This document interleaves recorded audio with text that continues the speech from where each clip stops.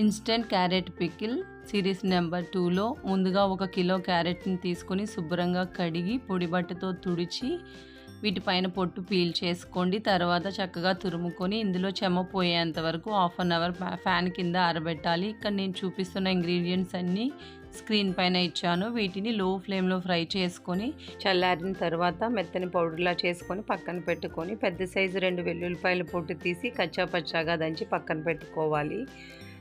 1/2 litre oil heat అయిన తర్వాత 1/2 table spoon ఆవాలు, 4-5 ఎండుమిరపకాయలు, కొంచెం పసుపు, ఇంగువ, కరివేపాకు వేసి తాలింపు పూర్తిగా చల్లారిన తర్వాత 50 గ్రామ్స్ ఉప్పు, 150 గ్రామ్స్ కారం, మనం ముందుగా రెడీ చేసిన మసాలా, వెల్లుల్లి ముద్ద వేసి ఒక్కసారి మసాలా బాగా కలిపిన తర్వాత తురుముకున్న క్యారెట్ కూడా వేసి ఒక్కసారి బాగా కలిపి 5 టేబుల్ స్పూన్ వెనిగర్ వేసుకొని మరలా ఒక్కసారి బాగా కలుపుకున్న తర్వాత ఒక జాడీలో 2 డేస్ స్టోర్ చేసుకోండి. పచ్చడి రెడీ అయిపోతుంది. థ్యాంక్ యూ అండి.